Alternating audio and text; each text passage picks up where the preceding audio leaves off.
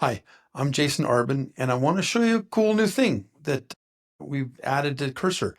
We've added testers to Cursor using MCP. So the idea is that Cursor is pretty awesome, right? Cursor lets you write code, actually writes code for you, super fast and a lot of it, and does a pretty good job of it. But we all know not only are there just bugs in it, they're in the code that's generated by AI, but most importantly, it makes the developer be the tester, which is most developers don't want to do testing.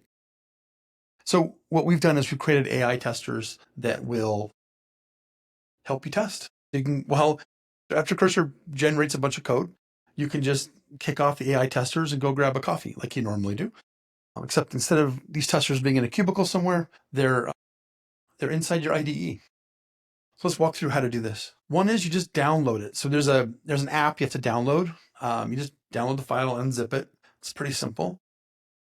And then you have to mark it as safe so that, because you download it from the internet, it takes a couple seconds. And then you start the AI testing agents on your machine. So this is a simple command. You just type testers and then JAI is the command. Under note, the reason it's JAI is that, the folks working on this are named Jason, several of us, and it's AI. So it's a Jason AI. That's how it came up. So all you need to do is then you need to configure your IDE, configure Cursor. This is MCP stuff to know about our server, right? So you go into Cursor, you load up the settings, and then you click on Cursor settings. So settings, and then Cursor settings.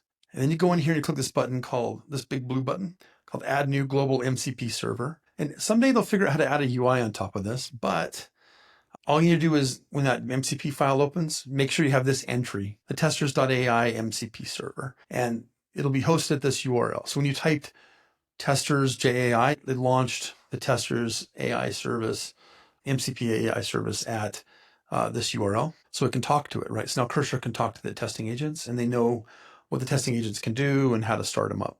If you want, you just copy it here and paste it into that file that's opened up in Cursor and save that. Now guess what you can do? It's super simple and kind of awesome with AI.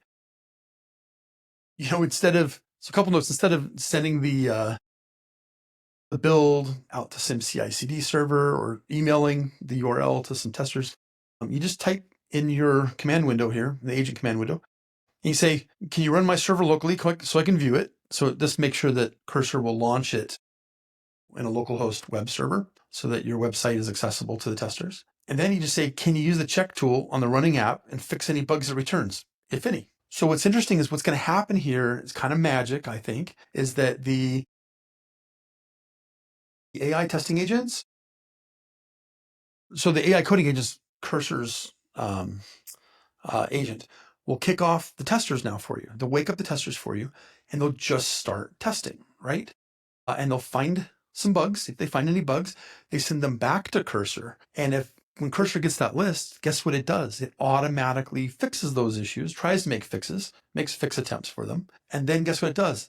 And then it kicks off the testers again to see that those issues were fixed. And it will kind of loop until you stop it or until it can't fix any more or find or fix any more bugs. So what's cool is this is the ultimate shift left, right? Where the AI testing agents are testing it before the developer even sees the code in some instances. So that's pretty nerdy, kind of cool. So let's look real quick. Here's a quick demo of it running. So this is actually the code for that page we just looked at. By the way, there's a comma in there. I put that in there as a mistake for the AI to find.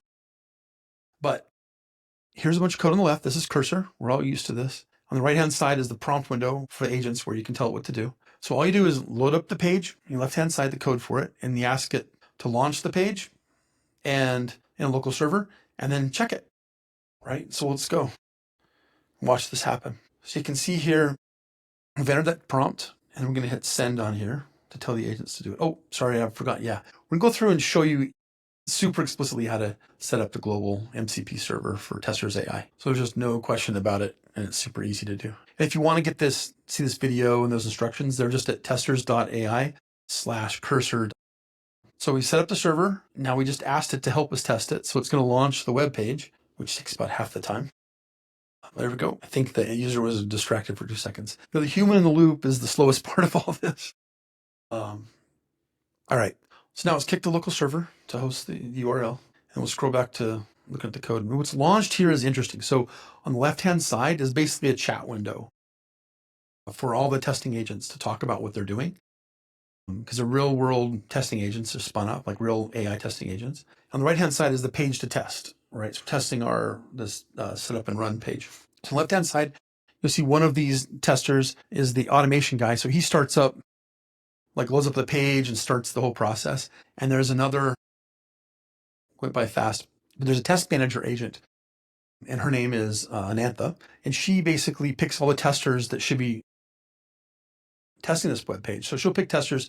She might pick accessibility, usability, performance, networking, API, all sorts of different little testers, testing agents. And these AI testing agents now have told us all the things they're going to check for. This is the simple checking mode where it just looks at one page and tries to find bugs and issues with it. And they're doing a test pass right now, right? And you can see down here, there's also persona feedback at the bottom here. So on the bottom left, so somebody creates, one of these testing agents goes out and creates a bunch of simulated users and gets feedback from them, not just finding bugs in the testers. Now here you can see the test manager has triaged all the issues. So she's looked to see if, some of them are like, if they're really low priority issues, maybe don't bug the developer about them. And on the right-hand side, you see a full report. If you want to read a whole testing report, there's some of the bugs that were found listed right there that passed the triage level. And then see a bunch of personas. So we can create some simulated users for that web page and then see what kind of feedback they would give. And then all this report is basically passed under the hood. By the way, it's passed in JSON, just back through the MCP server back to Cursor. So now Cursor AI development agents have a bug report, right? They have a bunch of issues they need to get fixed. There's a list of issues they got from the testers all automatically. And now Cursor's going to try to fix them. So the AI coding agents are not going to try to fix the issues that the testers found. And this is now a normal process. It's as if you'd entered them yourself. But instead of waiting for a test team till the end of the sprint or the end of the day, the AI coding agents talk directly to the AI testing agents. Now we accept the changes, and guess what it's going to do? It kicks off another run. So now it's going to load that page again and do more checks again to see if there's any regressions and if the existing bugs have been fixed or not. And that can go in a loop while you're at coffee. So the page just gets better and better and better with a development and testing loop, all without human intervention. So that's the Cursor integration. We're entering a new world where AI tests the product before testers even look at it. And by the way, even before the developers look at it. Because why should a developer deal and have to worry about and test issues or fix issues that AI could have just resolved for them anyway? And again, the main reason we do this is that AI generated the bugs in the first place. If it known, it wouldn't have generated the bugs if it could avoid those. Secondly, a lot of bugs don't show up until the full website is run and executed. By code inspection, you can't, from some information theory fundamentals, but also just with common sense, a lot of issues show up at runtime. You have to actually run the website to see what's going on and find the bugs. And then the AI testing agents can find those automatically, find those issues, and report them back. So this is the ultimate in shift left, and it's a pretty exciting world we're into where AI does most of the work autonomously now. It doesn't generate the code and then wait on humans, developers, or wait on human testers. AI can improve its own software autonomously for the most part, almost completely autonomously. Yes, we still need humans to step in, fix architectural issues, sometimes fix the code, and sometimes do extra testing and extra coverage and review the work of the AI testing agents. But here you've seen an end-to-end full automation of AI testing AI.